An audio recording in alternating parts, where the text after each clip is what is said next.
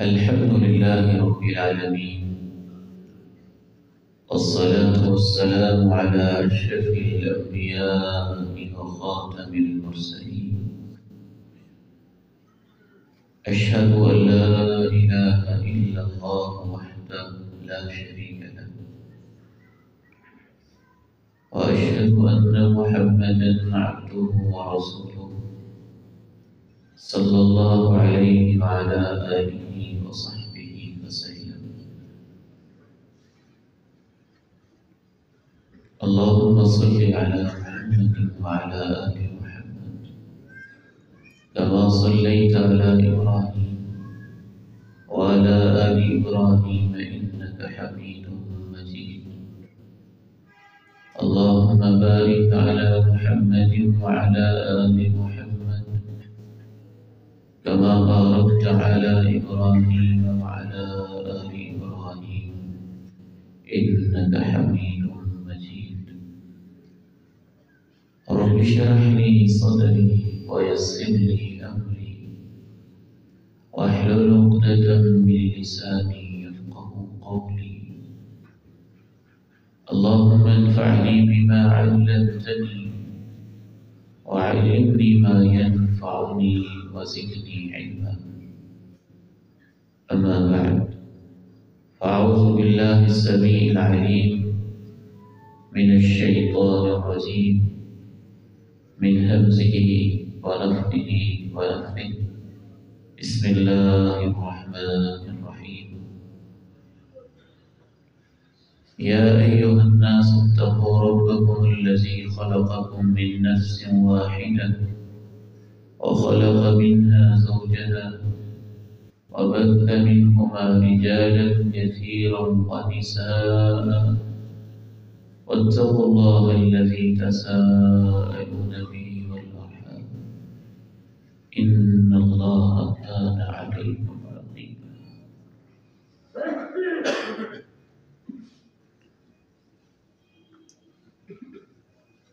دین کی جب بھی کوئی محفل، کوئی مجلس، کوئی نشست ہو تو اس کے لیے سب سے پہلی اور بنیادی چیز اخلاص نیت ہے.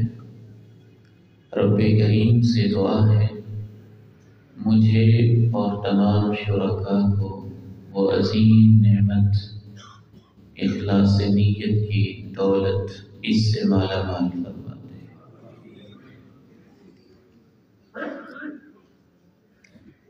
آخر میں وہ جو بیٹے بیٹھے نا ان کو آگے بھیج دیں. وہ پیچھے جو دو بچے پیارے پیارے بیٹھے آگے آ جاؤ بیٹے، شاباش آگے آ جاؤ.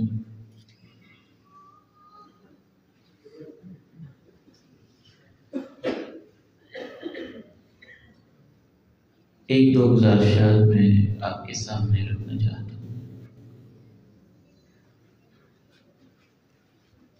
صحابہ کرام رضی اللہ عنہم اجمعین،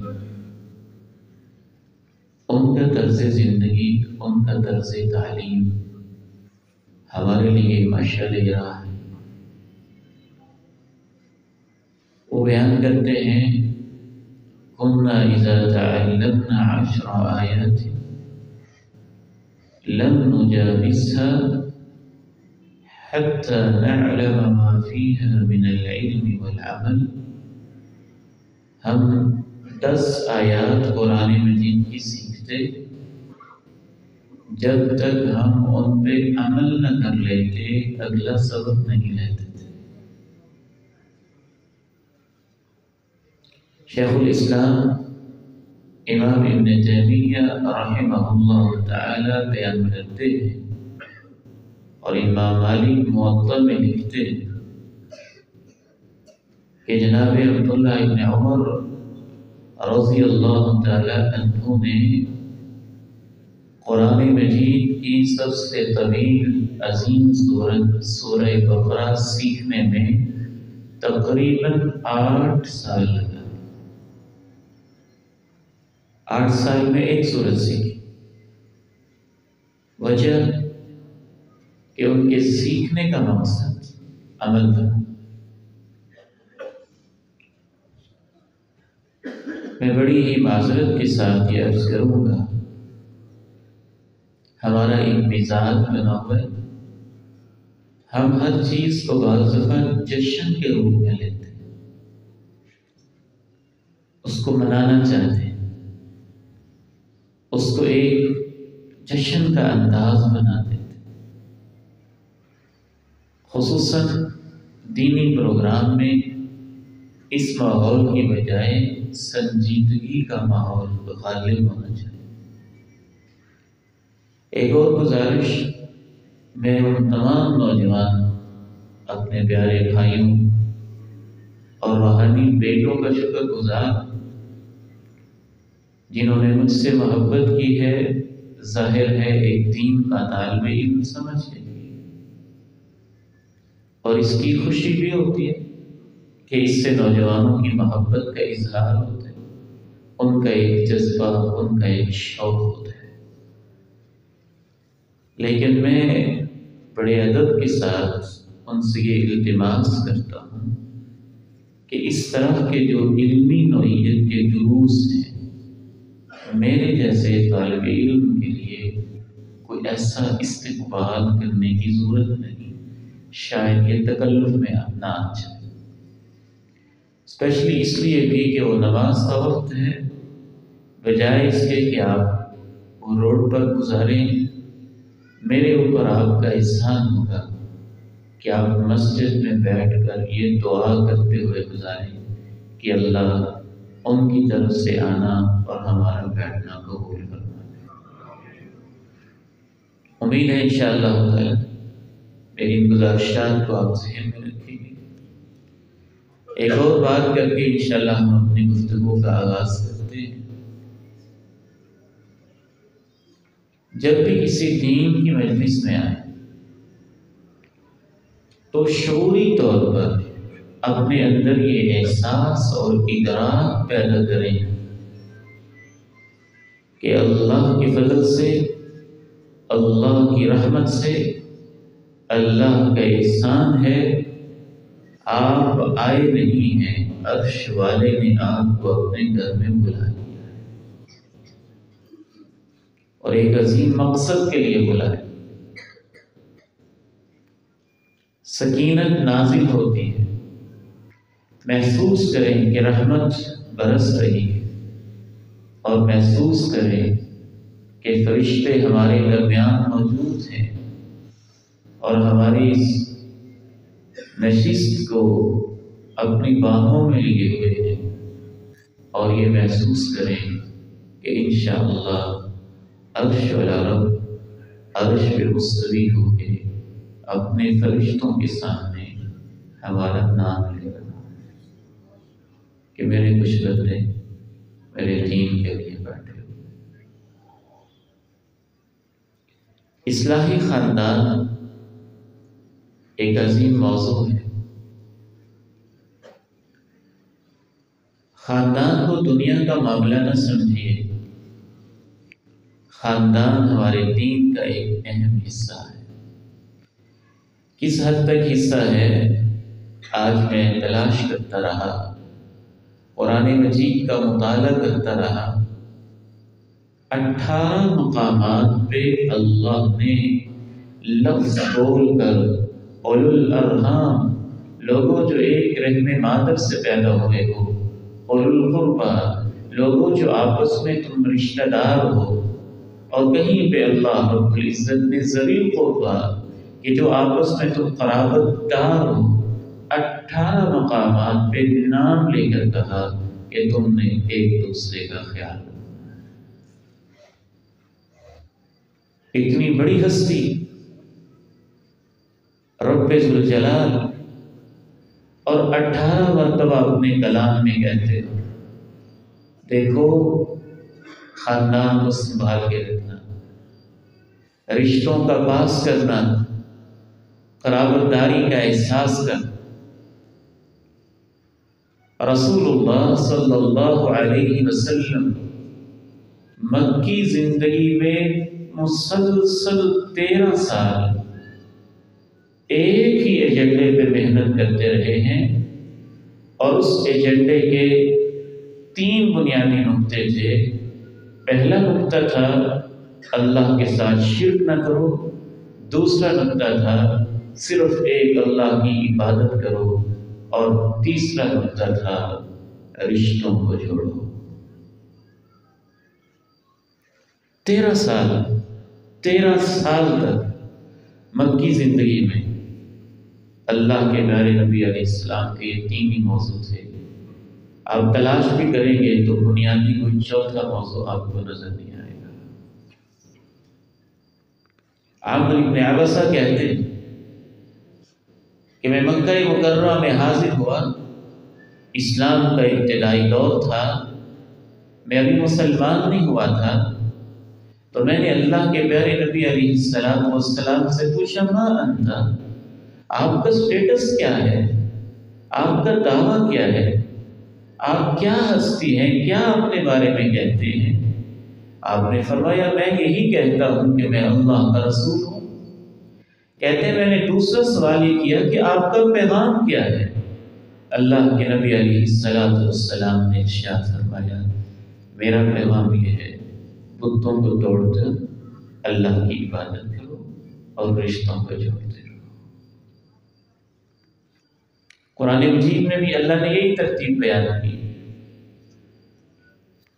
وَاعْبُدُوا اللَّهَ وَلَا تُشْرِكُوا بِهِ شَيْئًا وَبِالْوَالِدَيْنِ إِحْسَانًا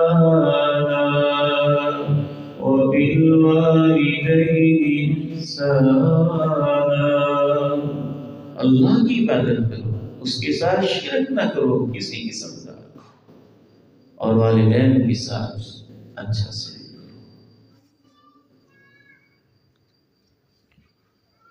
ایک آیت ہے قرآن مجید کی عظیم آیات میں سے، اسے آیت البر کہتے ہیں، اس میں نیکی کی حقیقت بتائی گئی ہے۔ بعض دفعہ ہم نیکی کی روح تک نہیں پہنچتے، اوپر کی چیزوں پہ زیادہ فوکس کرتے ہیں۔ بعض لوگوں نے بڑا اعتراض کیا کہ قبلہ کیوں تبدیل ہو گیا ہے، چہرے کیوں بدل گئے ہیں، ڈائریکشن کیوں تبدیل ہو گئی ہے۔ تو اس سیاق و سباق میں اللہ رب العزت نے بتایا کہ اصل نیکی کیا ہے، اور اس آیت البر میں اللہ نے ایمان کے بعد اصل نیکی یہی بتائی کہ رشتہ داروں کو دیا جائے، ان کا خیال رکھا جائے، اور معاشرے کے مساکین اور یتیموں کا خیال رکھا جائے۔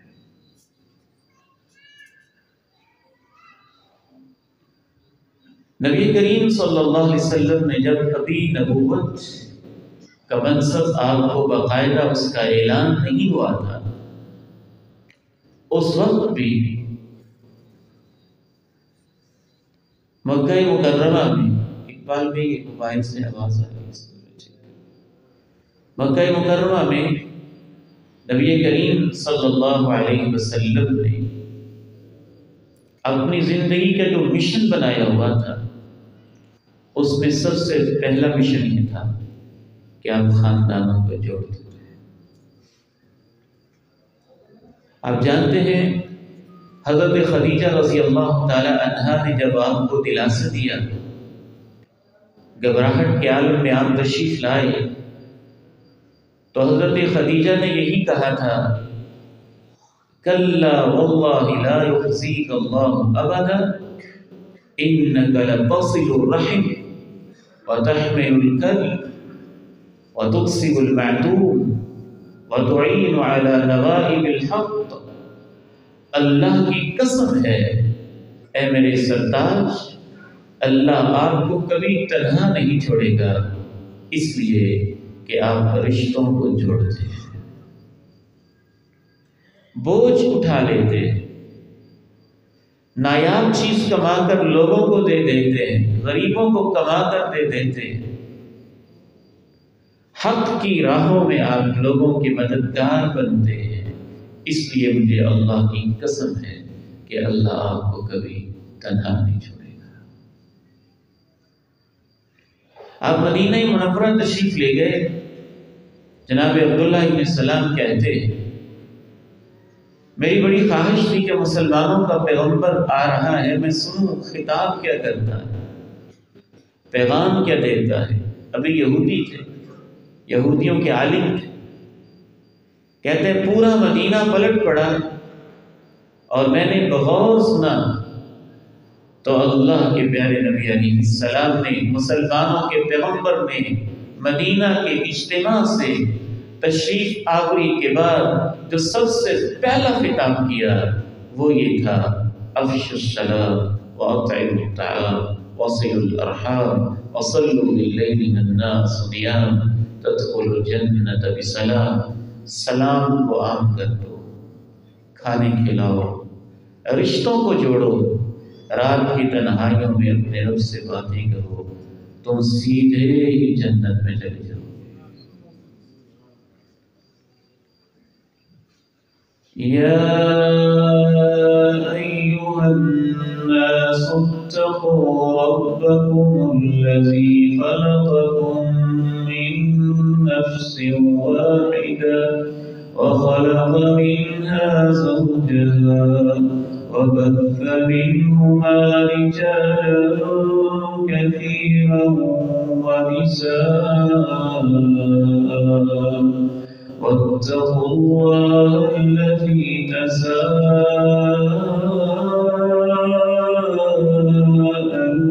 به والأرحام إن الله كان عليكم رقيبا۔ اے بنی نوع انسان، اپنے اس رب سے ڈرتے رہا کرو جس نے تمہیں ایک ہی جان یعنی جناب آدم سے پیدا کیا اور اس ایک جان سے اس کے جوڑے کو پیدا کیا، پھر ان دونوں سے مرد و عورت کے سلسلے کو زمین میں پھیلا دیا۔ اللہ سے ڈرتے رہا کرو جس کا واسطہ دے کے تم ایک دوسرے سے سوال کرتے ہو، اور رشتوں کے معاملے میں خصوصاً اللہ سے ڈرتے رہا کرو۔ یقین مانو کہ اللہ ہر وقت ہر حال میں تمہاری نگرانی کر رہا ہے۔ یہ آیت اللہ کے پیارے نبی علیہ السلام اپنے ہر خطبے میں پڑھتے تھے۔ شاید ہی کوئی ایسا خطبہ جمعہ ہوگا جس میں اللہ کے پیارے نبی علیہ السلام نے یہ آیت نہ پڑھی ہو۔ خطبہ حاجہ میں بھی آیت پڑھتے تھے، خطبہ نکاح کے اندر بھی آیت پڑھتے تھے، عیدین کے خطبات میں بھی یہ آیت پڑھتے تھے۔ اس آیت کا اسلوب بڑا گہرا ہے، دوبارہ ذرا اس کو سماعت کریں اور اس کے ترجمے پر غور کریں۔ یا ایھا الناس اتقوا ربکم الذی خلقکم من نفس واحدہ وخلق منها زوجها وبث منهما رجالا كثيرا ونساء واتقوا الله الذي تساءلون به والأرحام إن الله كان عليكم رقيبا۔ اللہ سے ڈر جاؤ جس کا تم ایک دوسرے کو واسطہ دیتے ہو، اور دیکھنا خبردار رشتوں کے معاملے میں بالخصوص اللہ سے ڈرتے رہو۔ یقین مانو کہ اللہ تو ہر لمحے تمہاری نگرانی کر رہا ہے۔ قرآن ہے نا، اس کا اپنا ہی اسلوب ہے اور اپنا ہی انداز ہے، اہل ایمان کے رونگٹے کھڑے کر دیتا ہے، ان کے ضمیروں کو رب کا قرآن جھنجھوڑ دیتا ہے۔ جو اسے رب جلیل کا کلام عظیم سمجھتا ہے وہ غور و فکر کے بغیر نہیں رہ سکتا۔ رشتوں ناتوں کے معاملے میں ایک اہم بات یہ بھی ذہن میں رکھیے، دین اسلام کی جتنی بھی تعلیمات ہیں، سب تعلیمات کے 5 بنیادی مقصد ہیں۔ جو بھی حکم ہے اس کا کوئی مقصد ہے، ان 5 مقاصد میں سے ایک مقصد یہ بھی ہے جانوں کی حفاظت ہو، ایک مقصد یہ بھی ہے مال کی حفاظت ہو، ایک مقصد یہ بھی ہے کہ دین کی حفاظت ہو، ایک مقصد یہ ہے عزت کی حفاظت ہو، اور ایک اہم مقصد یہ ہے کہ خاندان کی نسب کی حفاظت ہو۔ نکاح کے سارے مسائل اس لیے ہیں، اور قرآن مجید نے جتنی تفصیل کے ساتھ نکاح کے، طلاق کے اور وراثت کے مسائل بتائے ہیں، اتنی تفصیل کے ساتھ کوئی اور فقہی مسئلہ بیان نہیں کیا ہے۔ وراثت مفصل قرآن کے اندر ہے، نکاح کے مسائل مفصل قرآن کے اندر ہیں، اور طلاق تو سورہ طلاق کے نام سے پوری سورہ موجود ہے۔ اللہ رب العزت کے دین کا بنیادی مقصد یہ ہے کہ نسب کی، خاندان کی حفاظت ہو۔ اور شیطان کا بنیادی ایجنڈا یہ ہے کہ خاندان ٹوٹ جائے اور یہ منتشر ہو جائے۔ شرعی حوالے سے ہی نہیں، خاندان ہماری فطری ضرورت بھی ہے، ہماری نفسیاتی ضرورت بھی ہے، ہماری ایک طبعی ضرورت بھی ہے۔ اللہ نے ہمیں بنایا ہی اس طرح کا ہے کہ جانوروں کے کتنے ہی بچے ہیں، آج پیدا ہوتے ہیں، 4 گھنٹے کے بعد چلنے لگتے ہیں، پیدا ہوتے ہیں 6 گھنٹے کے بعد بعض دفعہ دوڑنے لگتے ہیں۔ کچھ ایسی مخلوقات ہیں، کچھ ایسے بھی جانور ہیں، ان کے بچے پیدا ہوتے ہیں، چند دنوں کے بعد چلنے لگتے ہیں۔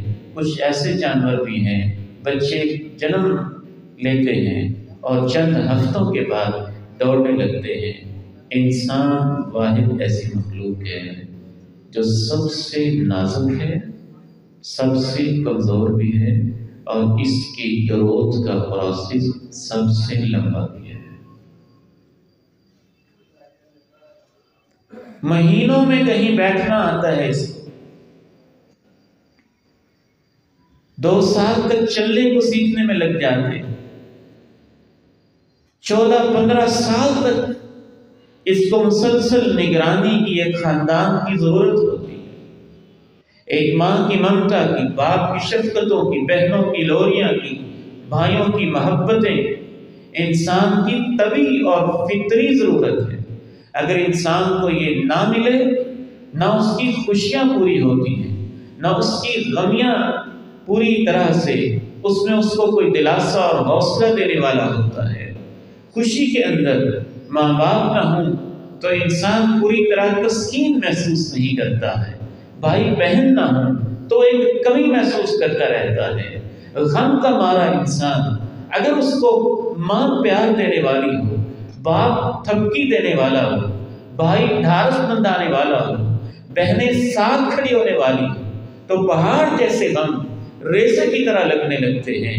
اور اگر انہی غموں کے اندر انسان تنہا ہو تو وہ اندر سے ٹوٹ جاتا ہے، بکھر جاتا ہے، چھوٹے چھوٹے غم اسے پہاڑوں میں سے ہم تو خاندان کے بغیر اچھی طرح مر نہیں سکتے۔ ابا جی رحمہ اللہ فرمایا کرتے تھے، بیٹا جو بھی آپ کے تعلقات ہوں اور جہاں بھی آپ گھوم پھر لیں، اور میں اپنے نوجوان بیٹوں سے کہتا ہوں، سوشل میڈیا کی پوری دنیا فتح کر لیں اور آپ کروڑوں کے فالوورز لے لیں اور ملینز کے سبسکرائبرز لے لیں، اور آپ اس سوشل میڈیا کے جن کے پیچھے اپنی زندگی برباد کر دیں، لیکن آپ کی لاش کو رشتہ دار نہیں سنبھالے گا، اور آپ کی چارپائی کو گندہ رشتہ داری دیں گے، اور آپ کو لہد کے اندر اتارنے والے بھی رشتہ داری ہوں گے، اور بیماری کے اندر ساتھ دینے والے بھی رشتہ داری ہوں گے۔ خاندان ہماری طبعی اور فطری اور نفسیاتی ضرورت بھی ہے، اور یاد رکھیے ہم نے ابھی ترقی کا شاید سفر شروع کیا ہے، اور جس کو ہم ترقی سمجھ رہے ہیں، ٹیکنالوجی، فیس بک، واٹس ایپ، یوٹیوب، ٹک ٹاک اور یہ پوری کی پوری ایک چکا چوند سے بھری ہوئی مصنوعی ایک دنیا جو کہ ہماری کسی حد تک ضرورت بھی ہے، لیکن اس کو سب کچھ سمجھ لینا انسان کی اتنی بڑی حماقت ہے کہ جہاں تک اس وقت امریکہ پہنچ چکا ہے دنیاوی ترقی کے لحاظ سے، مغرب اور یورپ جہاں اس وقت پہنچ چکا ہے دنیاوی ترقی کے لحاظ سے، دنیا داری کے لحاظ سے، ہمیں وہاں تک پہنچنے میں ابھی ایک صدی چاہیے۔ وہ ملک جو ہم سے ایک صدی آگے ہے، اتنی ترقی کے باوجود پوری مغربی دنیا میں 50% نوجوان، یعنی ہر 2 میں سے 1 نوجوان نشے کے اوپر اس وجہ سے لگا ہوا ہے کہ اسے اپنی زندگی میں سکون نہیں مل رہا۔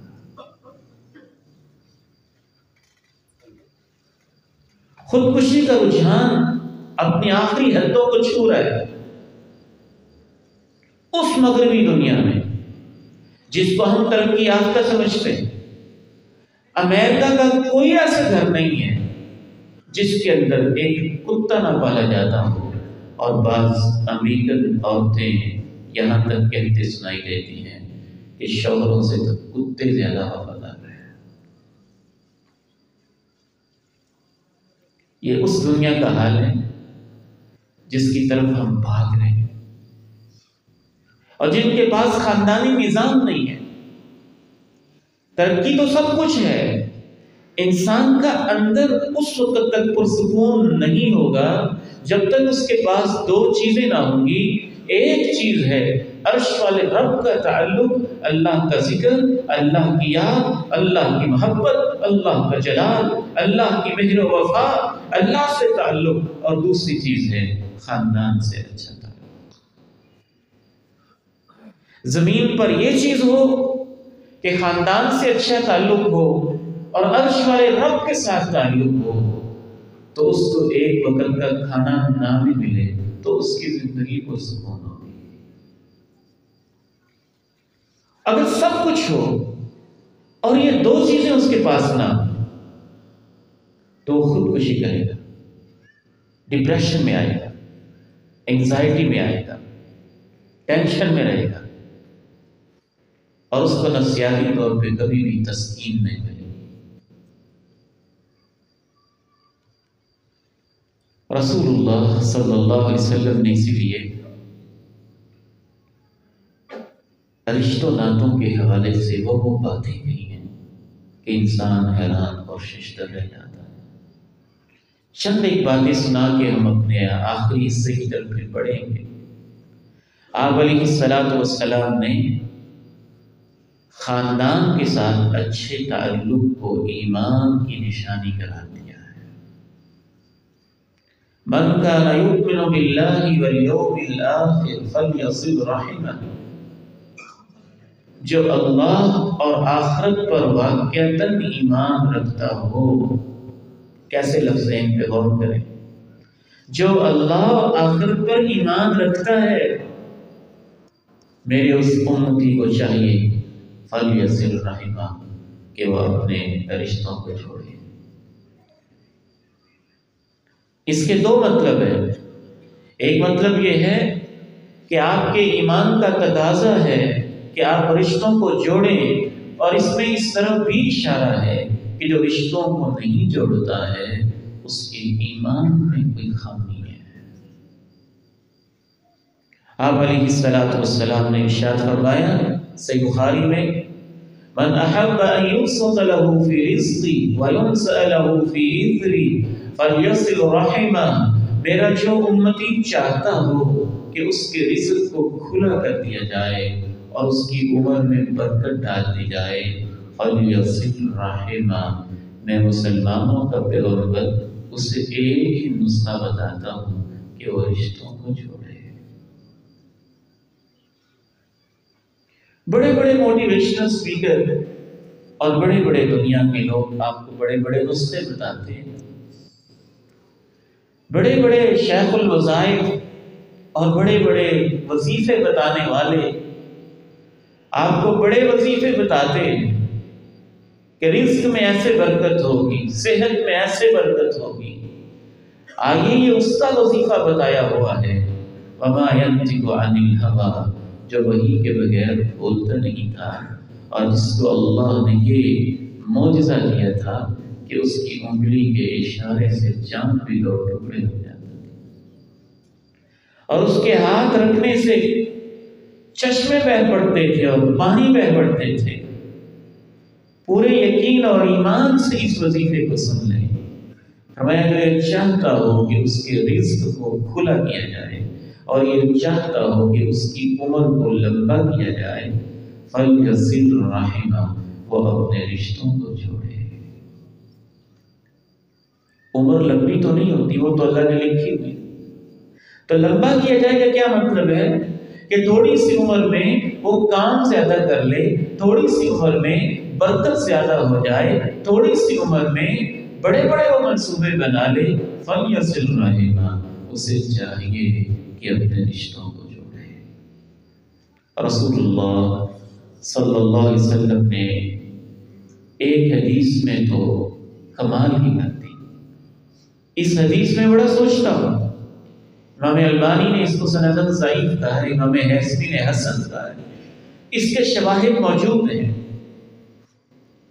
ان اللہ لَيَعْمُرُ بِالْقَوْمِ الدِّيَارَ وَيُسْبِغُ لَهُمُ الْأَمْوَالَ وَمَا نَظَرَ إِلَيْهِمْ مُنْذُ خَلَقَهُمْ بُغْضًا لَهُمْ۔ آپ نے فرمایا کچھ لوگ ایسے ہیں ان کے اعمال اتنے برے ہیں کہ جب سے اللہ نے ان کو پیدا کیا ہے اللہ نے نظر رحمت سے ان کو ایک دفعہ بھی نہیں دیکھا، لیکن اللہ ان کے گھروں کو آباد رکھتا ہے اور ان کے مالوں میں برکت ڈالتا رہتا ہے اور ان کو بڑا مال دیتا رہتا ہے۔ صحابہ حیران ہوئے، اے اللہ کے پیارے نبی علیہ السلام، یہ کیسے ممکن ہوتا ہے کہ اللہ نے کبھی ان کو نظر رحمت سے دیکھا نہیں ہے جب سے اللہ نے ان کو پیدا کیا ہے، لیکن ان کو رزق بھی اللہ کھلا دیتا ہے اور اللہ رب العزت ان کے گھروں کو آباد بھی رکھتا ہے۔ کیسے ہوتا ہے، کیوں ایسے ہوتا ہے؟ آپ نے ارشاد فرمایا اس لیے کہ باقی تو دنیا جہاں کا ان میں گند ہوتا ہے، لیکن وہ لوگ رشتوں کو جوڑنے والے ہوتے ہیں۔ تو یہ ایک نیکی اللہ کو اتنی اچھی لگتی ہے کہ اس نیکی کی برکت سے اللہ دنیا میں ان کو رزق میں برکت بھی دیتا ہے اور ان کے گھروں کو، صحنوں کو، محلوں کو آباد بھی رکھتا ہے۔ اس سے یہ اندازہ ہوتا ہے کہ صلہ رحمی ایک واحد ایسی نیکی ہے جس کا اللہ بہت جلدی صلہ دے دیتا ہے۔ اس کے برعکس دیگر احادیث میں رسول اللہ صلی اللہ علیہ وسلم نے تو یہاں تک ارشاد فرمایا، اگر آپ گناہوں کے بوجھ میں لدے ہوئے ہیں تو گناہوں کی معافی کا ایک بہترین نسخہ صلہ رحمی۔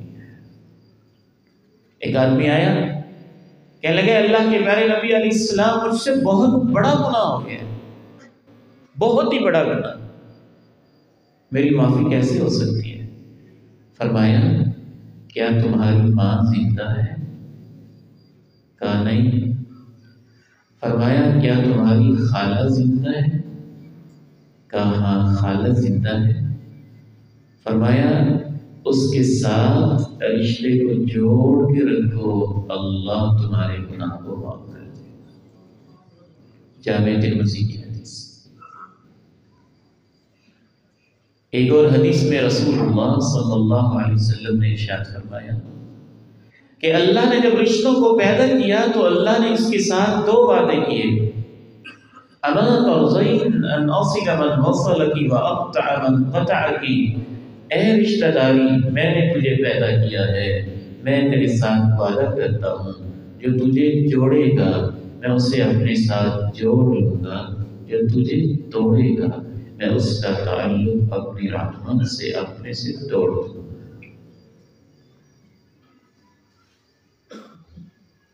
رشتہ کو توڑ دینا کتنا بڑا جرم ہے، خاندان کو بکھیر دینا اور منتشر کر دینا اور اس میں جھگڑے پیدا کر دینا، فسادات کا باعث بن جانا، تنازعات کی وجہ بن جانا، رسول اللہ صلی اللہ علیہ وسلم نے ارشاد فرمایا ما من ذنب اجدر من ان يعجل الله لصاحبه العقوبة مع ما يدخر له في الآخرة من البغي وقطيعة الرحم. دو گناہ ایسے ہیں، ان سے بڑھ کے کوئی بڑا گناہ ایسا نہیں کہ جن کی سزا اللہ جلدی دنیا میں دے دے. ان دو گناہوں کی سزا جلد ہی اللہ دنیا میں بھی دے دیتا ہے، آخرت میں جو دینی ہے وہ تو دینی ہی ہے. ایک گناہ ظلم ہے اور دوسرا گناہ رشتوں کو توڑنا ہے.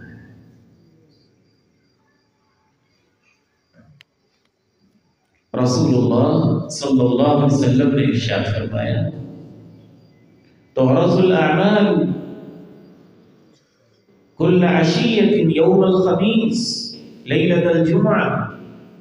ہفتہ وار جو اعمال ہیں جمعرات کو آخری دن کے پہر میں اللہ کے پاس اعمال پیش کیے جاتے ہیں. نمازیں، روزے، حج، زکوٰۃ، عمرہ، ہفتہ وار جو اس نے ویکلی اعمال کیے ہیں جمعرات کو پیش کیے جاتے ہیں. اللہ کے پیارے نبی علیہ السلام ارشاد فرماتے ہیں فلا يقبل عمل قاطع الرحم. رشتے کو توڑنے والے کا کوئی عمل قبول نہیں کیا جاتا. رسول اللہ صلی اللہ علیہ وسلم نے ارشاد فرمایا لا يدخل الجنة قاطع رحم. جو رشتے کو توڑنے والا انسان ہے وہ اللہ کی جنتوں میں داخل ہونے کے لائق نہیں. ان سب کا خلاصہ اللہ نے قرآن میں بیان کیا. فَهَلْ عَسَيْتُمْ إِن تَوَلَّيْتُمْ أَن تُفْسِدُوا فِي الْأَرْضِ وَتُقَطِّعُوا أَرْحَامَكُمْ أُولَٰئِكَ الَّذِينَ لَعَنَهُمُ اللَّهُ فَأَصَمَّهُمْ وَأَعْمَىٰ أَبْصَارَهُمْ. تم زمین میں فساد کرنا چاہتے ہو، رشتوں کو توڑنا چاہتے ہو. اگر تم یہ دو کام کرو گے میرے دین سے منہ موڑ کے تو یہ کام کرنے والے وہ لوگ ہوں گے کہ ان پہ اللہ نے لعنت کی ہے، ان کے کانوں کو اللہ نے بہرا کر دیا ہے اور ان کو اللہ نے آنکھوں سے اندھا کر دیا ہے. آخر میں سب سے اہم حصے کی طرف ہم بڑھتے ہیں. اتنی اہمیت کے باوجود رشتے ٹوٹ کیوں جاتے ہیں، بکھر کیوں جاتے ہیں، اور خاندانوں میں اختلافات، تنازعات، لڑائیاں اور جھگڑے کیوں کھڑے ہو جاتے ہیں اور ان کا حل کیا ہے؟ انسان کی زندگی میں وہ وقت کیوں آ جاتا ہے کہ جن بھائیوں کے بغیر وہ اپنی زندگی کو ادھوری سمجھتا تھا، ناقص سمجھتا تھا، جن کے بغیر وہ جینا نہیں چاہتا تھا، آج ان کے ساتھ جینا مشکل لگنے لگتا ہے. جو بہنیں اس کو لوریاں دیتی تھیں اور جن کو دیکھ کر وہ سکون پاتا تھا، آج ان کے چہرے کو دیکھ کر وہ چڑھنے کیوں لگتا ہے اور اس کے اندر غصیلا پن کیوں آ جاتا ہے؟ بہت ساری وجوہات ہیں. اس کی سب سے پہلی اور اہم ترین وجہ یہ ہم آپس میں مختلف ہیں، ہماری سوچیں مختلف ہیں، ہمارے مزاج مختلف ہیں، ہمارے رویے مختلف ہیں، ہمارے انداز مختلف ہیں، ہماری عادات مختلف ہیں، ہمارے طریقے مختلف ہیں. بالکل ایسے ہی جیسے ہماری شکلیں مختلف ہیں اور ہماری پسند مختلف ہے. یہاں مائیں بہنیں بھی تشریف فرما ہیں، بیٹیاں بھی تشریف فرما ہیں. بزرگ اور بھائی بھی تشریف فرما ہے، ایک گھر کے اندر 5-6 افراد رہتے ہیں، تو کوئی کہتا ہے کہ مجھے کریلا پسند ہے، کوئی کہتا ہے مجھے بھنڈی پسند ہے، کوئی کہتا ہے مجھے کڑی پسند ہے، کوئی کہتا ہے مجھے گوشت پسند ہے۔ یعنی ہماری پسند مختلف ہے، مزاج مختلف ہے، عادات مختلف ہے۔ بہت ممکن ہے کہ بعض دفعہ ایک شخص کو ایک چیز پسند ہو اور دوسرے شخص کو اتنی ہی ناپسند ہو، ایک شخص ایک چیز کو بہت زیادہ چاہتا ہو اور دوسرا اس سے اتنی ہی نفرت رکھتا ہو۔ یہ اللہ نے ہمارے مزاج خود بنائے، اس میں اللہ کی حکمت ہے، کیونکہ اللہ انسان کو ترقی دینا چاہتا ہے، اللہ انسان کو عروج دینا چاہتا ہے۔ اللہ تعالیٰ انسان کی فطرت میں ورائٹی اور تنوع رکھنا چاہتا ہے، اس لیے اللہ نے انسانوں کو ایسے بنایا۔ بھیڑیں تو ایسے نہیں ہوتی، بکرے تو ایسے نہیں ہوتے، گھوڑے تو ایسے نہیں ہوتے، چارہ کھاتے ہیں تو سارے ہی کھاتے ہیں، درندے گوشت کھاتے ہیں تو سارے ہی کھاتے ہیں۔ اگر ہم بھیڑوں جیسے، جانوروں جیسے ہوتے تو تب ہماری اپنی کوئی پسند، ہمارا اپنا کوئی ویژن، ہمارا اپنا کوئی نقطہ نظر نہ ہوتا۔ اللہ نے انسان کو بنایا ہی اس طرح سے ہے کہ ہر انسان کی شکل بھی اپنی ہے، ہر انسان کی آواز بھی اپنی ہے، ہر انسان کی آنکھیں بھی اپنی سی ڈیزائن کی ہیں، ہر انسان کے رخسار بھی دوسرے سے مختلف ہیں، ہر انسان کا ہاتھ دوسرے سے مختلف ہے، ہر انسان کا وجود دوسرے سے مختلف ہے، سوچنے کا انداز دوسرے سے مختلف ہے۔ وجہ یہاں سے شروع ہوتی ہے جب ہم دوسرے کے سوچنے کے انداز کو اپنے سے مختلف دیکھ کر اس سے دشمنی کرنے لگ جاتے ہیں اور یہی سوچتے ہیں کہ یہ میری طرح کیوں نہیں سوچتا ہے۔ اللہ نے اس کو علیحدہ وجود دیا، اللہ نے اس کو علیحدہ شخصیت دی ہے، اللہ نے اس کو علیحدہ عقل دی ہے، اللہ نے اس کو علیحدہ سوچ دی ہے۔ تو اختلاف میں حسن ہے۔ اس اختلاف کو جب ہم مخالفت بنا لیتے، اس اختلاف کو جب ہم دشمنی بنا لیتے، اس پسند اور ناپسند کے فطری رویے کو جب ہم دشمنی کا ذریعہ بنا لیتے اور یہ سمجھتے نہیں ہیں کہ اس اختلاف میں بھی ایک حسن ہے، تو وہاں سے پھر بعض دفعہ گھروں کے اندر اختلافات شروع ہو جاتے ہیں۔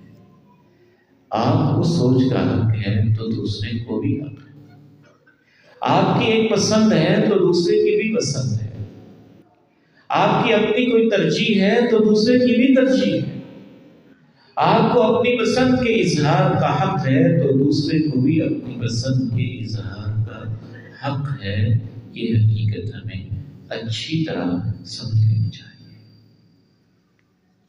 ایک دوسری اہم وجہ یہ ہوتی ہے کہ جب مختلف انداز سے ایک بندہ سوچتا ہے تو ہم اس کے بارے میں بدگمانیوں کا ایک محل کھڑا کر دیتے ہیں، بجائے اس کے کہ ہم یہ کہیں کہ اس کا نقطہ نظر مختلف ہے، سوچنے کا انداز مختلف ہے، اس کی طبیعت مجھ سے مختلف ہے، اس کا مزاج مجھ سے مختلف ہے، اس کی عادات مجھ سے مختلف ہیں، اور بعض دفعہ وہ عادات اتنی پازیٹیو جا سکتی ہیں کہ ہم نے کبھی اس کے بارے میں سوچا ہی نہیں ہوگا۔ جناب صدیق کے اندر نرمی ٹوٹ ٹوٹ کے بھری ہوئی تھی، جناب عمر فاروق میں جلال بھرا ہوا تھا، معاذ بن جبل میں فکر بھری ہوئی تھی، جناب علی میں علم اور شجاعت اللہ نے بھر کے رکھی ہوئی تھی، جناب ابو ہریرہ میں مسکنت اور طلب حدیث کے جذبے بھرے ہوئے تھے، جناب خالد بن ولید میں تلوار کے دھنی تھے اور تلوار کے ماہر تھے۔ بجائے اس کے کہ ہم اس اختلاف پہ محمول کر کے سب کو جانور بنا کے ایک لگام سے ہانکیں، ان کی مختلف صلاحیتوں، مختلف عادتوں، مختلف مزاج سے فائدہ اٹھائیں اور جہاں جہاں جو کام دے سکتا ہے وہاں اس کو فٹ کرنے کی کوشش کریں۔ جب ہم ایسے نہیں کرتے اور اس کے اختلاف کے رویے کو ہم مخالفت اور دشمنی پہ محمول کرتے ہیں تو اس کی ساری اچھی صلاحیتیں ہم ان کی ٹرانسلیشن، ان کی تفہیم بدگمانیوں پہ کرتے ہیں، ان کے بارے میں بدگمانی کے اندر مبتلا ہو جاتے ہیں۔ اللہ کے پیارے نبی علیہ السلام میں قربان جائیے کہ آپ علیہ السلام نے بدگمانی کے بارے میں صرف یہ نہیں کہا کہ اس سے بچو، آپ نے کہا بدگمانی بدترین جھوٹ ہے۔ ایک وکیل 100 صفحوں پہ جھوٹ لکھے اور ایک جھوٹا انسان آدھے گھنٹے میں جھوٹی گواہی دے، اور ایک جھوٹا جج 20 صفحات سچ کو باطل، باطل کو سچ ثابت کرنے کے لیے سیاہ کر دے، ان سب کے جھوٹ ایک طرف، اللہ کے پیارے نبی علیہ السلام فرماتے ہیں جو بدگمانی رکھتا ہے وہ سب سے زیادہ جھوٹ ہوگا۔ میں حیران ہوں اس حدیث کے اوپر کہ آپ نے یہ نہیں کہا کہ بدگمانی سے صرف بچ جاؤ، کہا بدگمانی تو بدترین جھوٹ ہے۔ قلم سے جھوٹ لکھنا قلم کا جھوٹ ہے، زبان سے جھوٹ بولنا زبان کا جھوٹ ہے، گواہی میں جھوٹ بولنا گواہی میں جھوٹ ہے، دماغ سے غلط سوچنا دماغ کا جھوٹ ہے، اور باقی سارے جھوٹوں سے یہ بدترین جھوٹ اس لیے ہے کہ باقی سارے جھوٹوں کی بنیاد بھی آپ کا دماغ ہوتا ہے، اور اس لیے بھی بدترین جھوٹ ہے کہ باقی جھوٹا انسان وکیل کبھی جھوٹ بولتا ہے کبھی نہیں بولتا ہے، جھوٹی گواہی دینے والا کبھی جھوٹی گواہی دیتا ہے کبھی سچی دیتا ہے، اور جو انسان بدگمان ہو جاتا ہے وہ ہمیشہ ہی غلط سوچتا رہتا ہے۔ يا أيها الذين آمنوا اجتنبوا كثيرا من الظن إن بعض الظن إثم ولا تجسسوا ولا يغتب بعضكم بعضا أيحب أحدكم أن يأكل لحم أخيه ميتا فكرهتموه واتقوا الله إن الله تواب رحيم۔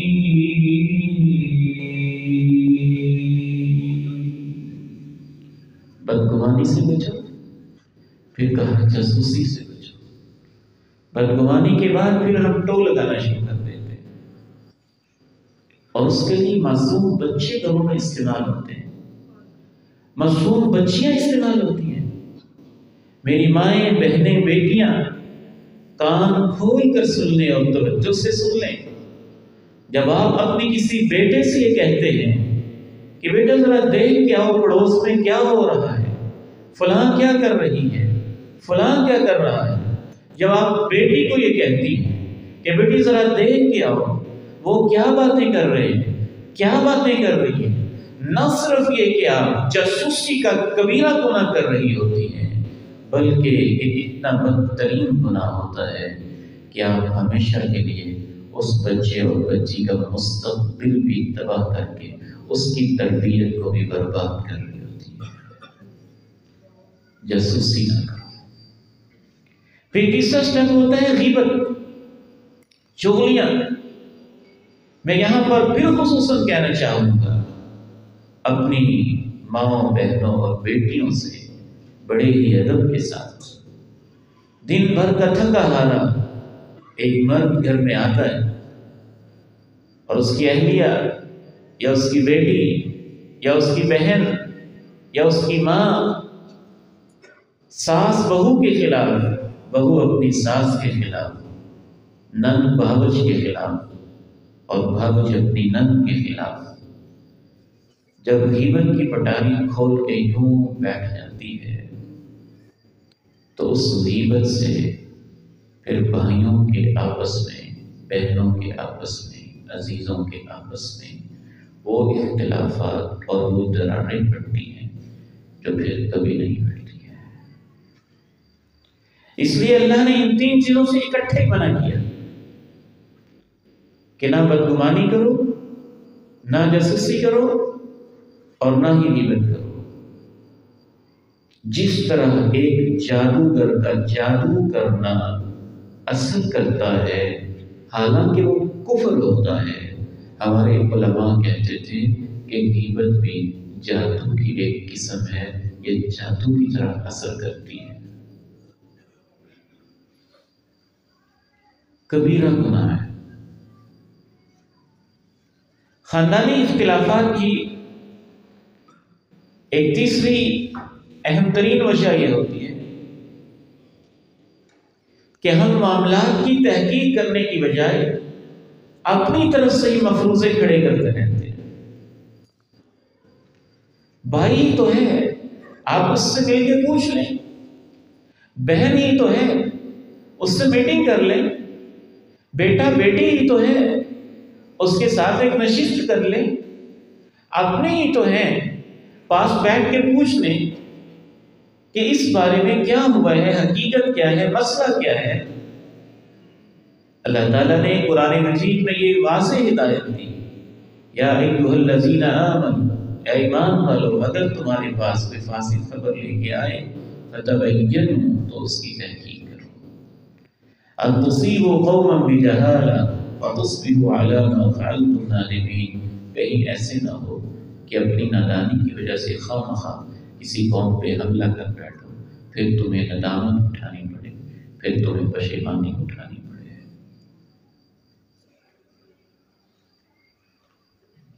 میں یہ واقعہ کبھی نہیں بھولتا،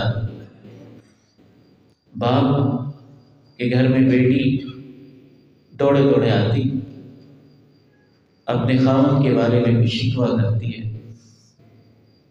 باپ کو غصہ آ جاتا ہے۔ یہ حقیقی واقعہ ہے، بجائے اس کے وہ تحقیق کرے، گھر میں پسٹل ہے، وہ اٹھاتا ہے، اپنے داماد کی طرف جاتا ہے اور دکان کے اوپر سے اس کے گریبان کو کھینچ کے شوٹ کر کے اس کی لاش روڈ کے اوپر تڑپنے کے لیے چھوڑ دیتا ہے۔ نتیجہ، باپ جیل میں، بیٹی بیوہ، پوتے یتیم، داماد قبروں میں، اور اسی اثنا میں، اسی حالت میں شاید جیل میں ہی اس کی موت واقع ہو جاتی ہے۔ یہ بھی کوئی زندگی ہے؟ آپ بیٹھے معاملات کو حل کرنے کی کوشش کریں، سمجھنے کی کوشش کریں، اور یہاں میں ہمارے ایک پیارے بھائی نے بہت خوبصورت تجویز دی کہ ہم بجائے اس کو ایک پروگرام رکھیں اور بس چلے جائیں کہ ٹھیک ہے جی، لوگ بڑے تھے، حاضری بڑی تھی، یہ ہو گیا تھا، وہ ہو گیا تھا، ہم پریکٹیکلی کچھ کریں۔ یہاں آپ لوگ بیٹھے ہیں، بہت سارے معاملات میں یہ ہوتا ہے کہ ایسے لوگ تو موجود ہوتے ہیں جو لگائی بجھائی کرنے والے ہوتے ہیں، ایسے لوگ تو ہوتے ہیں جس کو ہم پنجابی میں کہتے ہیں کہ تیلی چلانے والے ہوتے ہیں، آگ لگانے والے ہوتے ہیں، آگ برسانے والے ہوتے ہیں۔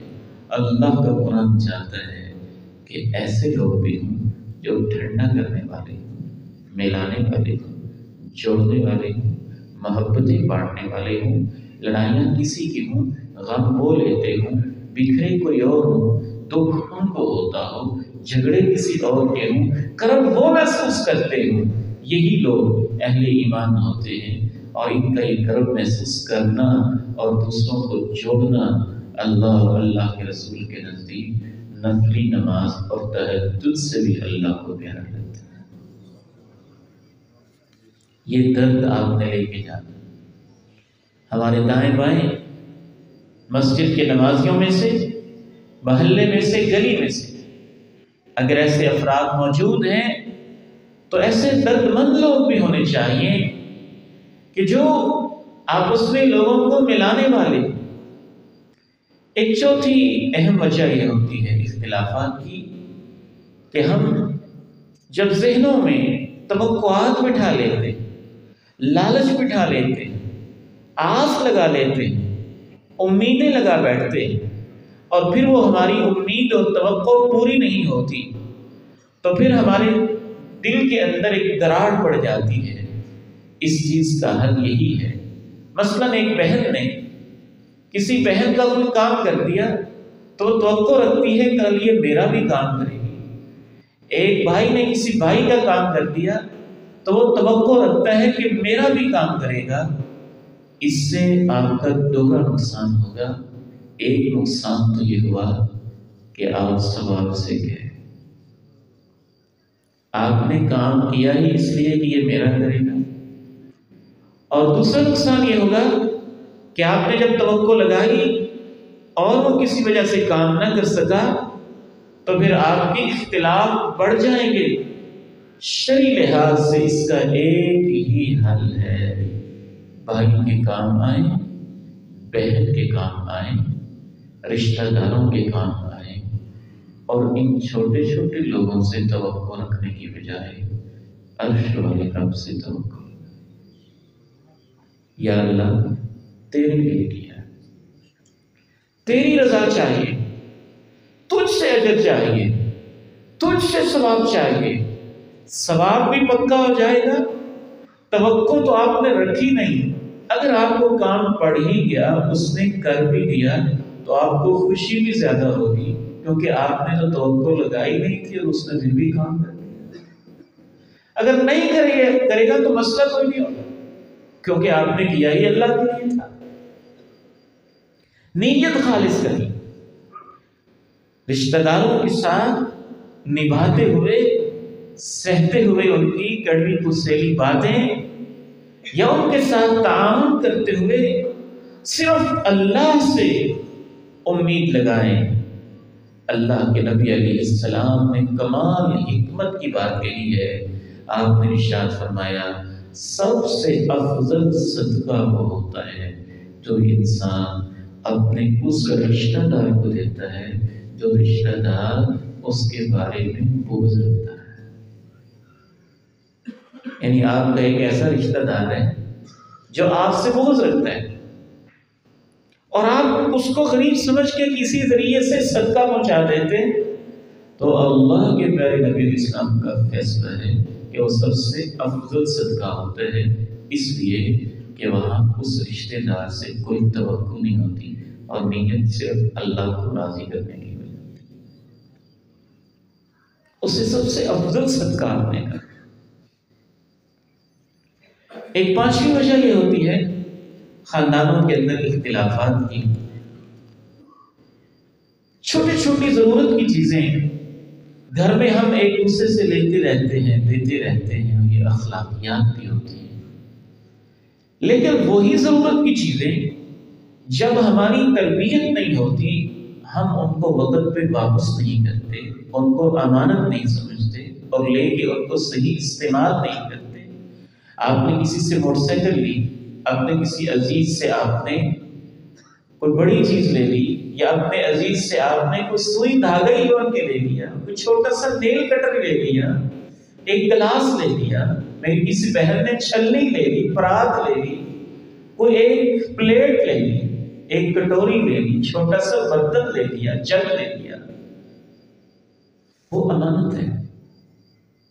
جب ہم اس کو امانت سمجھتے نہیں، غلط طریقے سے استعمال کرتے ہیں، یا ہم اس کو واپس نہیں کرتے اور اس کو ضرورت پڑ جاتی ہے، تو پھر اس کے ذہن میں یہ بات آ جاتی ہے کہ ان کو کیا لیں اور دیں، یہ تو کبھی کوئی چیز واپس کرتے ہی نہیں۔ اور پھر وہ کہتی ہے کہ ایک چھوٹی سی نیل کٹر کی خاطر تم میرے ساتھ اتنا ناراض ہو رہی ہو۔ مسئلہ نیل کٹر کا نہیں ہے، مسئلہ ایک سوئی اور دھاگے کا نہیں ہے۔ فرض کیجئے وہ چھوٹی سی سوئی اور چھوٹا سا دھاگا، اور اس وقت اس کا خامد یا اس کا بھائی یا اس کا باپ آفس جا رہے، دفتر جا رہے، اور اس کا بٹن ٹوٹا ہوا ہے اور اس کو ایمرجنسی میں ضرورت ہے، تو وہ سوئی دھاگا بظاہر 10 روپے کی چیز ہے، لیکن اس وقت اس کے لیے وہ لاکھوں سے زیادہ قیمتی ہوتی ہے۔ اور اس کو خیال آتا ہے کہ وہ لے کے گئی تھی، اس نے ابھی تک واپس نہیں کیا، اتنے دن ہو گیا واپس نہیں کیا۔ اللہ کے پیارے نبی علیہ السلام ہماری تربیت اتنی کرنا چاہتے ہیں کہ آپ نے ارشاد فرمایا جو اپنے کسی بھائی کی چیز کو ظلماً لے لیتا ہے، اللہ رب العزت اس پر جہنم واجب کر دیتا ہے۔ ظلم کرتا ہے، واپس نہیں کرتا ہے۔ صحابہ نے پوچھا چاہے معمولی سی چیز ہو، یہ حدیث نہ ہوتی تو میں کبھی بیان نہ کرتا۔ امانت کا احساس ہے نا۔ آپ نے فرمایا وَإِن كَانَ قَضِيبًا مِّنْ أَرَاكٍ، اے میرے صحابہ اگرچہ وہ اتنی سی چیز ہو کہ اس نے پیلو کی ایک ٹہنی لی ہوئی ہو، اور وہ ٹہنی بھی اگر وہ ظلمن رکھ لیتا ہے اور جان بوجھ کے واپس نہیں کرتا ہے تو اللہ اس پہ جہنم کو واجب کر دیتا ہے۔ حقوق العباد بڑے سنگین ہوتے ہیں، بڑے اہم اور نازک ہوتے ہیں۔ اختلافات کی ایک چھٹی وجہ یہ ہوتی ہے ہمارے یہ رسوم و رواج، ہمارے یہ تکلفات، شادی کے، بیاہ کے، منگنی کے، عقیقے کے موقع پہ، پیدائش کے موقع پہ، مرگ کے موقع پہ، وفات کے موقع پہ جو ہم نے سنتوں کو چھوڑ دیا ہے اور رسوم و رواج کے بوجھ کے نیچے دب گئے ہیں۔ یہ رسوم و رواج نہیں، مجھے تو لگتا ہے یہ ہمارے پاؤں کی بیڑیاں ہیں، ہمارے گلے کے توق ہیں، اور ہمارے اوپر ایسے ناجائز بوجھ ہیں جو انسان دل کی خوشی سے پورا نہیں کر رہا ہوتا، ناک رکھنے کے لیے، رشتہ داروں کو دکھانے کے لیے، نمائش کے لیے پورا کرتا ہے۔ اور رشتہ دار بھی بعض ان رسوم و رواج میں خلوص کے ساتھ شامل نہیں ہو رہے ہوتے، بلکہ تنقید کرنے کے لیے شامل ہوتے ہیں، اور نمود و نمائش کا یہ عالم ہوتا ہے، پیٹ بھر کے کھاتے بھی ہیں اور اڑاتے بھی ہیں، اور پھر یہ کہتے بھی ہیں دیکھا ان کا قورمہ کیسے بنا ہوا تھا، اور دیکھا ان کے نام کیسے تھے، دیکھا ان کی روٹیاں کیسے تھی، دیکھا ان کی فلاں چیز کیسے تھی، دیکھا ان کی فلاں چیز کیسے تھی۔ اور میرے بھائیوں، اللہ کا واسطہ ہے اپنی زندگیوں میں سادگی لے کے آئے، سادگی لے کے آئے، خلوص لے کے آئے۔ جتنی آپ کی حیثیت ہے سادہ انداز میں پیش کرتے، محبت کے ساتھ، خلوص کے ساتھ۔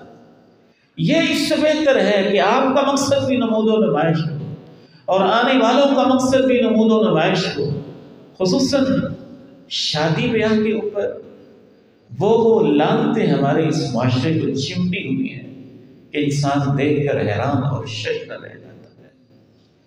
ایسی رسمیں کہ وہ پوری کی پوری رسمیں طاغوت بن چکی ہیں، گلے کا توق اور پاؤں کی ایسی زنجیریں ہیں کہ کسی مرد میدان کو ہمت نہیں ہوتی کہ ان کو توڑ دے۔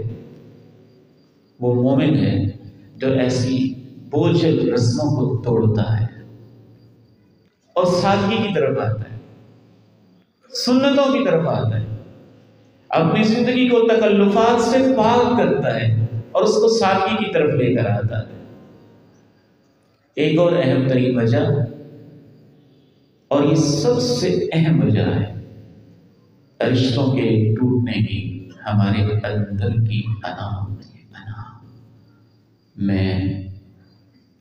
میں اس کے گھر گیا تھا، اس نے مجھے بٹھایا کہاں تھا، ہم ملنے گئے تھے، اس نے کوئی پروٹوکول ہی نہیں دیا، اس نے ہمارا کوئی خیال ہی نہیں کیا، اس نے ہمیں اسٹیج پہ نہیں بٹھایا، اس نے ہمیں فلاں کرسی میں بٹھا دیا، اس نے ہمارے ساتھ یہ معاملہ کیا، اس نے ہمارے ساتھ یہ معاملہ کیا۔ یہ اندر کی انا اور میں، بہت سارا سلف صالحین کہتے تھے کہ دنیا کا آدھا فساد اس کی وجہ سے ہے۔ اس کا ایک ہی حل ہے، جب بھی آپ کے اندر میں آئے، میں تھوڑی دیر کے لیے اپنی لاش، اپنی موت اور اپنی قبر کو یاد کر لیں۔ وہ انسان جو پانی کی بوند سے پیدا ہوا ہے، وہ انسان جو دن میں کئی مرتبہ اپنے ہاتھوں سے اپنی گندگی کو صاف کرتا ہے، اللہ اس انسان کو اپنی اوقات یاد دلاتا ہے۔ وہ انسان جس نے مر جانا ہے، وہ انسان جس کی آنکھیں پتھرا جاتی ہیں، وہ انسان جس کی پنڈلیاں اکڑ جاتی ہیں، وہ انسان جس نے وہ 2.5 اور 4 فٹ کے ایک گڑھے اور قبر کے اندر دفن ہو جانا ہے، اس کو میں کہتے ہوئے شرم آنی چاہیے۔ اپنے اندر عاجزی پیدا کریں۔ اور ہم یہ سمجھتے ہیں کہ میں کی وجہ سے شاید مجھے عزت ملے گی۔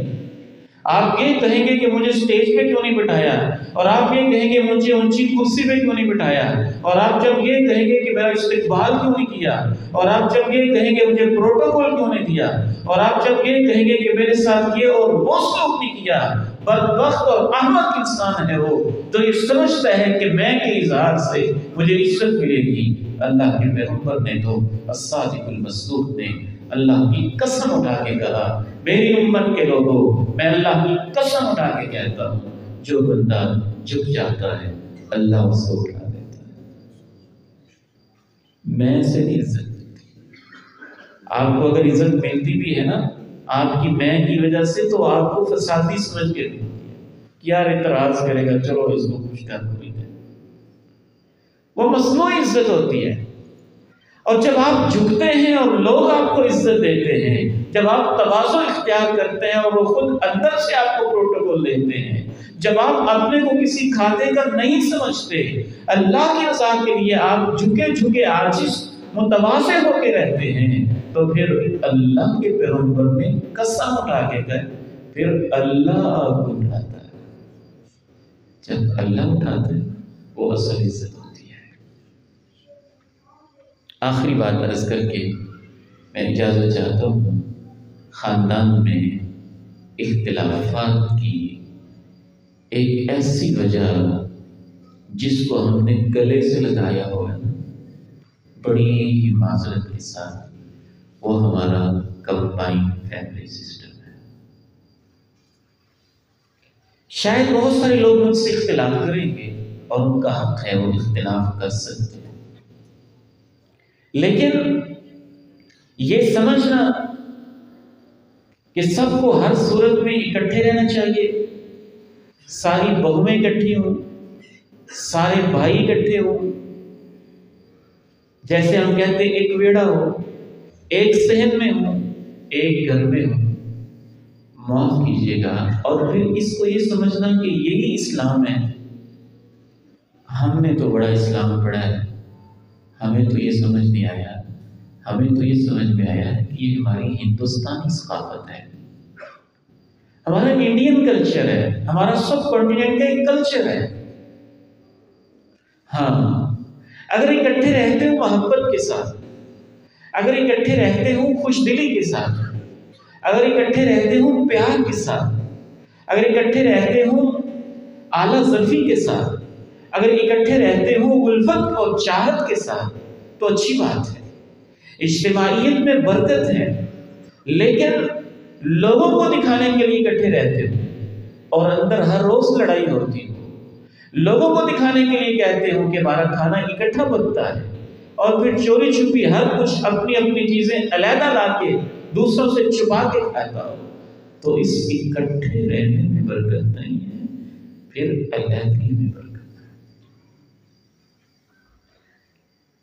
اپنی اپنی ذمہ داری اٹھائیں۔ بعض دفعہ اکٹھے رہنے میں سب سے زیادہ نقصان اس شخص کا ہوتا ہے جو سب سے زیادہ محنت بیچارہ کر رہا ہوتا ہے، اور سب سے زیادہ فائدے میں وہ ہوتا ہے جو سب سے زیادہ نکھٹ اور نکما ہوتا ہے۔ اور دوسرے بھائی یہ سمجھتے ہوئے بھی کہ یہ ہمارے اوپر ایک ناجائز بوجھ ہے، وہ بھی اس کا بوجھ اٹھاتے رہتے ہیں اور وہ بھی اس سے ناجائز فائدہ اٹھاتا رہتا ہے۔ یاد رکھیے گا، میں یہ نہیں کہتا کہ فوراً علیحدہ ہو جائیں، لیکن میں یہ ضرور کہتا ہوں کہ یہ سمجھنا کہ ہر صورت میں اکٹھے رہنا ہے، چاہے روزانہ لڑائی ہوتے رہے، ہر صورت میں اکٹھے رہنا ہے، چاہے گھریلو سیاست بھی ہوتے رہے، ہر صورت میں اکٹھے رہنا ہے، چاہے اندر ہی اندر بغض بھی ہوتا رہے، ہر صورت میں اکٹھے رہنا ہے، چاہے اندر سے ایک دوسرے سے حسد اور کینہ بھی بنتے رہے، یہ کوئی سمجھداری کی بات نہیں۔ اور پھر اکٹھے رہنے کا جو ہمارا انداز ہے، اس میں تو بعض ایسی صورتیں بھی ہیں جو غیر شرعی ہیں کہ پردہ نہیں ہوگا، سب گل مل کے رہیں گے، سب کو ایک دوسرے کے پاس آنے جانے کی اجازت ہوگی۔ سورہ نور میں جو ایک دوسرے کے پاس جانے کے آداب ہے، استئذان کہ سگا بھائی بھی ہے تو اس نے اپنے شادی شدہ بھائی کے گھر میں اجازت لے کے آنا ہے، وہ سارے بھی اس سے متاثر اور مجروح ہوتے ہیں۔ پھر ایک اور قباحت اس کے اندر یہ ہوتی ہے کہ جب شروع میں آپ اکٹھے رہتے ہیں اور آپس میں نفرتیں پیدا ہو جاتی ہیں، دل دور ہو جاتے ہیں، سر پٹول ہو جاتی ہے، پھر 20 سال بعد جب علیحدہ ہو بھی جائیں تو پرانی دشمنیاں دل میں رہتی جو اکٹھے رہتے ہوئے پیدا ہو گئی تھی، وہ جان نہیں چھوڑتی، وہ ساتھ ساتھ ہی رہتی۔ ایک اور بدترین قباحت اس نظام کے اندر یہ بھی ہوتی ہے کہ جب ہم اکٹھے رہتے ہیں اور ہمارا کوئی حساب کتاب نہیں ہوتا، کوئی بات کلیئر نہیں ہوتی، ایک بڑا بھائی ہے، اب اس کی عمر 50 سال 45 سال ہو چکی ہے اور 45 سال سے وہ بھی اسی کاروباری مرکز پہ بیٹھا ہوا ہے، اور ایک سب سے چھوٹا ہے جس کی عمر ابھی 15 سال ہے، وہ 45 سال سے محنت کر رہا ہے، اس کا بھی وہ حصہ ہے، اور یہ 15 سال کا ابھی اس کاروبار میں شامل ہی نہیں ہوا، اس کا بھی وہی حصہ ہے اور ان کا کلیئر بھی نہیں ہے۔ تو وہ 45 سال والا کہتا ہے میری اتنی محنت، میرا بھی وہ حصہ، وہ چھوٹا کہتا ہے کہ میں بھی آخر برابر کا بیٹا ہوں، میرا بھی وہ حصہ، اس کا کوئی حل ہونا چاہیے۔ پہلے دن ہی سے بیٹے کو کلیئر کریں کہ آپ میرے حکم پر بیٹھیں گے، یہ کاروبار مشترکہ ہی ہے، پھر وہ اس جذبے سے بیٹھے کہ ٹھیک ہے میں نے اپنے بھائیوں کی خدمت کرنی، باپ کا حکم ماننا۔ یا اس کی بعض کاروباری خاندان اعظم مارکیٹ میں جب مجموعہ پڑھاتا ہوں تو لوگ اس طرح کے مسئلے پوچھتے رہتے ہیں، اور لاہور کی جتنی شیخ فیملیز اور بڑے بڑے کاروباری لوگ ہیں انہوں نے اس مسئلے کا باقاعدہ حل نکالا ہوا ہے کہ جب بڑا بیٹا دکان پہ بیٹھتا ہے یا کاروبار کو سنبھالتا ہے تو اس کا باپ اس کے ساتھ طے کر لیتا ہے کہ بیٹا آپ ایسے سمجھیں میں نے باہر سے بھی کسی کو رکھنا تھا، آپ بیٹے ہو کے کاروبار کو سنبھال رہے ہیں، یہ سب کا مشترکہ ہے، جو آپ خدمت کر رہے ہیں ماہانہ آپ کا اتنا معاوضہ علیحدہ ہوگا، آپ اپنی مرضی کے مطابق اس کو استعمال کر سکتے ہیں۔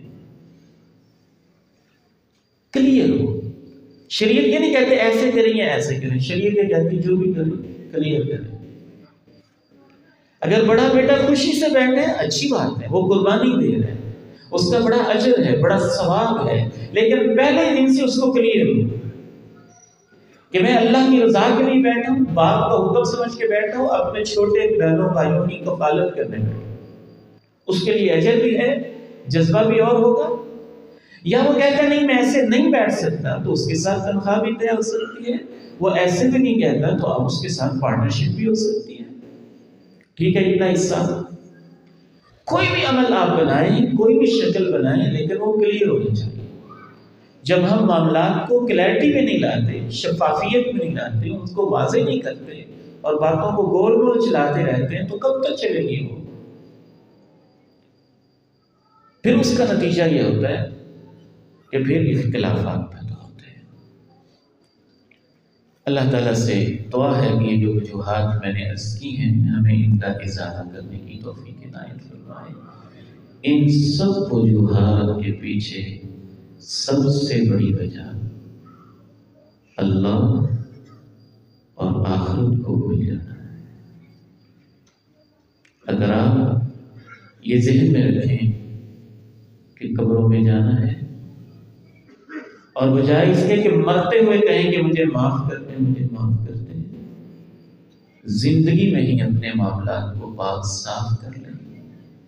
اگر آپ یہ ذہن میں رکھیں کہ اللہ نے زندگی کا حساب لینا ہے اور اللہ نگرانی کر رہا ہے، تو بہت سارے اختلافات موقع پر ہی اٹھ جاتے ہیں۔ اللہ تعالیٰ سے دعا ہے ہمارے خاندانوں میں اللہ تعالیٰ محبت پیدا فرماتے، الفت پیدا فرماتے۔ یہاں بیٹھے ہوئے آپ اللہ سے وعدہ کر کے جائیں کہ فلاں فلاں میرے مسئلے ہیں، یا اللہ میں تیری رضا کی خاطر معاف کرتا ہوں، تو مجھے معاف کر۔ بڑا قیمتی سودا ہوگا اگر کچھ بھائی یہاں بیٹھے یہ نیت کر کے جائیں میرے پڑوس میں، میرے خاندان میں فلاں فلاں بھائی بہنیں عزیز آپس میں ان کا اختلاف ہے اور میں نے کوشش کر کے ان کی صلح کروانی ہے، تو یہ بھی بہت خیر کا کام ہوگا۔ اللہ تعالیٰ سے دعا ہے مجھے اور آپ کو عمل کی توفیق عنایت فرمائے۔ ہماری گفتگو انشاءاللہ تعالیٰ انہی موضوعات پہ رہے گی۔ آپ سے استدعا ہے کہ آپ میرے لیے دعا بھی کرتے رہیں، اسی شوق اور محبت کے ساتھ شرکت بھی کرتے رہیں اور دیگر احباب کو دعوت بھی دیتے رہیں، اور خصوصاً یہ دعا بھی کرتے رہیں کہ اس پروگرام کا جو اصل مقصد ہے خاندانوں میں محبتیں، الفتیں اور چاہتیں، اللہ تعالیٰ وہ ماحول ہمیں دوبارہ نصیب فرما دے۔ وآخر دعوانا ان الحمد للہ رب العالمین۔ سبحانک اللہم وبحمدک، اشہد ان لا الہ الا انت، استغفرک واتوب الیک۔